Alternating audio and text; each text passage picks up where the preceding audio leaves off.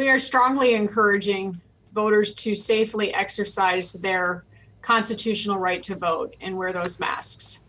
But our poll workers are required to wear masks, and any poll watcher designated by a candidate or political party is also required to mask. Okay, good. And then I know that, social distancing will be required as well. Yeah, so the mask, let's say you leave your mask in your car, we'll have masks available. Pens will be sanitized. We'll have little Q-tips for folks to sign in on, and we'll have sanitary guidelines for wiping down surfaces throughout the day. Okay, good. When it comes to, all right, if you still accepting mail ballots, right? Where can I drop those off? And then I had a question too. What if I had a mail ballot, didn't send it back in yet, and I decided I would rather vote in person now that early voting is open? Can I do that? Yeah, you can. Ideally, if you get a mail ballot, you would vote that ballot, and you can drop it off in person. So you can go to any one of our early voting sites, and we also, so grand total, we have 25 ballot drop-off locations that open tomorrow, and they'll be open through November 2nd, and that's the day before the election. And then on election day, you can bring your ballot back to one of our 3 election offices. But if you do choose to vote in person rather than returning your ballot by mail, then you can do that. You can bring it or not. We have electronic poll books, so we know if you voted already or not. Yeah, and you obviously, if you've already submitted a ballot, do not try to do that again. We've all been watching across the country as early voting has began, and we're seeing people in some parts of the country waiting for hours to vote. Can you give us an idea of how long we might expect to have to wait for our early voting in person here?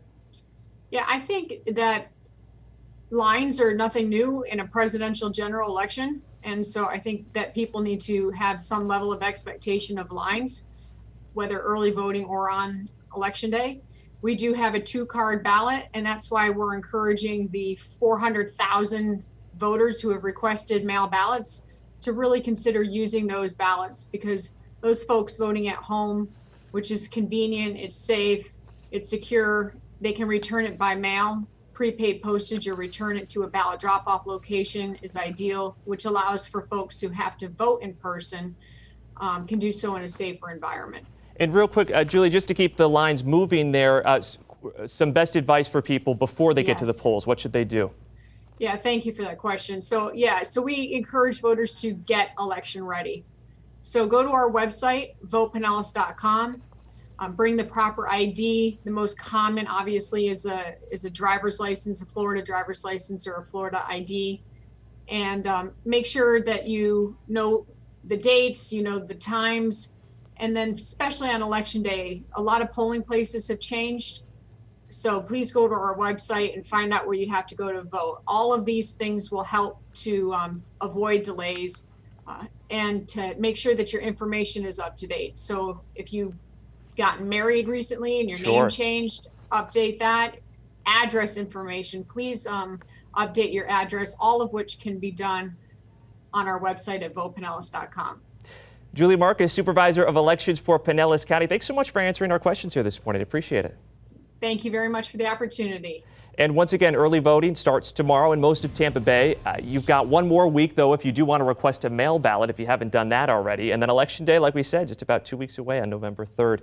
And our Vote Squad has got all of those important dates, plus information on how to track your mail ballot and guides to find your polling place. That is on 10tampabay.com/vote.